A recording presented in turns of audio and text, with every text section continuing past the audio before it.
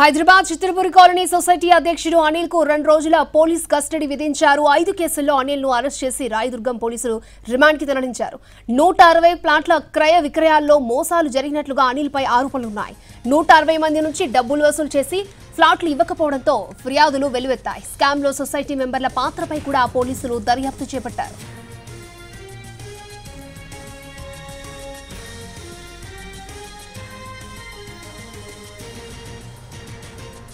Hyderabad Chitrapuri colony society అధ్యక్షుడు అనిల్ కు 2 రోజుల పోలీస్ కస్టడీ విధించారు. 5 కేసుల్లో అనిల్ ను అరెస్ట్ చేసి రాయదుర్గం పోలీసులు రిమాండ్ కి తరలించారు.